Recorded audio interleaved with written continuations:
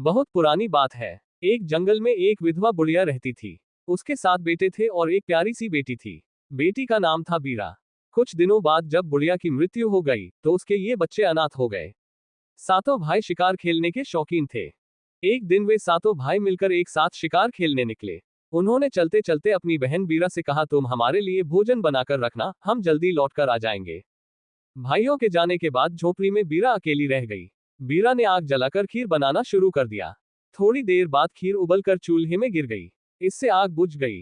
बीरा बहुत परेशान हुई। उसके पास माचिस भी नहीं थी, वह आग कैसे जलाती? उसके आसपास कोई घर भी नहीं था। अब वह आग कहां से मांग कर लाए? वह अपनी झोपड़ी से निकलकर जंगल में दूर तक निकल गई। देखने लगी कि कोई घर मिले तो वहां से आग मांग ले। चलते चलते उसे एक बड़ा सा मकान दिखाई दिया। उसने मकान के सामने जाकर उसका दरवाजा खटखटाया। दरवाजा एक औरत ने खोला। औरत ने बीरा को देखकर कहा, तुम यहां से चली जाओ। ये राक्षस का घर है। वह अभी आने वाला है। तुम्हें देखेगा तो तुम्हें खा जाएगा। बीरा ने कहा, बहन, मुझे थोड़ी सी आग चाहिए। खाना बनाना है। बड़ी जोर की भूख लगी है। वह औरत राक्षस की पत्नी थी, लेकिन जब बीरा ने उसे बहन कहा तो उसे बीरा पर दया आ गई। उसने बीरा को जल्दी से थोड़ी सी आग दे दी। उसने उसे चौलाई भी दी और कहा, तुम यहां से जल्दी निकल जाओ। ऐसा करना कि रास्ते में इस चौलाई के दानों को गिराती जाना। जहां भी 2 रास्ते मिले वहां के बाद चौलाई मत गिराना। इससे राक्षस रास्ता भटक जाएगा और तुम्हारे घर तक नहीं पहुंच सकेगा।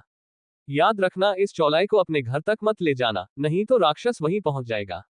बीरा अपने साथ चौलाई ले गई और उसके दाने रास्ते में गिराती गई। वह जल्दी जल्दी जा रही थी। वह राक्षस की पत्नी की बात भूल गई। उसने पूरे रास्ते पर चौलाई के दाने गिरा दिए। कुछ दाने अपने घर तक भी ले गई।